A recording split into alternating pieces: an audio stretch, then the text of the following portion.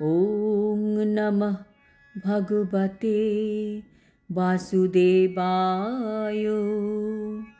শ্রীমদ্ ভগবদ গীতা তৃতীয় অধ্যায় কর্মযোগ। হরে কৃষ্ণ।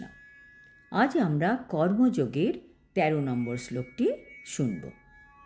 যজ্ঞশিষ্ট আসীন সন্ত মুচ্যন্তে সর্বকিলবিষৈ ভুঞ্জতে তে ত্বঘং পাপা ये পচন্তাত্মকারণাৎ।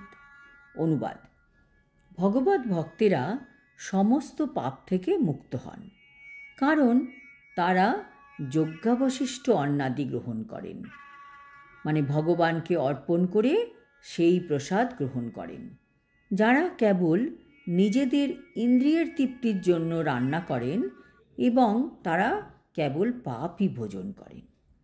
তাৎপর্য: যারা পরমেশ্বর ভগবানের ভক্ত বা যারা কৃষ্ণ ভাবনায় যুক্ত, সেই সব ব্যক্তিদের বলা হয় সন্ত, এবং তারা সবসময় ভগবৎ প্রেমে মগ্ন।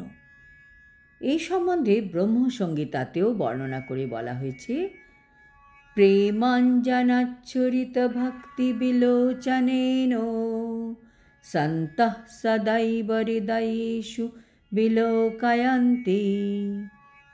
সন্তগণ সদা সর্বদাই পরমেশ্বর ভগবান গোবিন্দ, গোবিন্দ মানে হচ্ছে আনন্দ প্রদানকারী, অথবা মুকুন্দ, মুকুন্দ মানে হচ্ছে যিনি মুক্তিদাতা, অথবা শ্রীকৃষ্ণের যিনি সর্বাকর্ষক পুরুষ, তার প্রেমে মগ্ন থাকেন বলে তারা ভগবানকে প্রথমে অর্পণ না করে কোনো কিছুই গ্রহণ করতে পারেন না।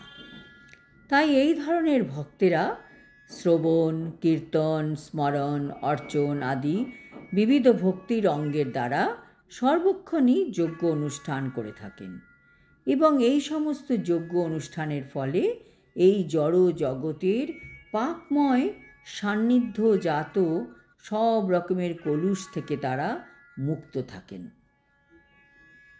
আর অন্য যারা ভগবানকে না দিয়ে শুধু নিজের ইন্দ্রিয় বা আত্মতৃপ্তির জন্য খাদ্য প্রস্তুত করে এবং তারা নিজেরাই সেগুলো আহার গ্রহণ করে, তারা কেবল চোরই নয়, তারা বিভিন্ন ধরনের পাপ ভক্ষণ করে।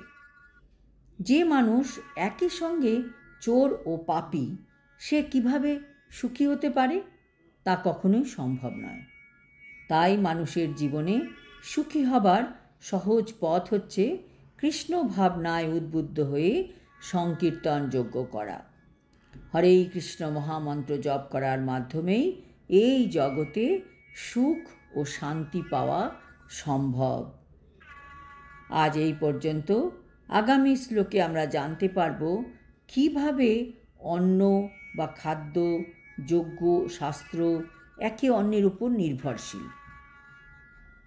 আজ এখানে শেষ করছি। হরি ওম তৎসৎ। হরে কৃষ্ণ।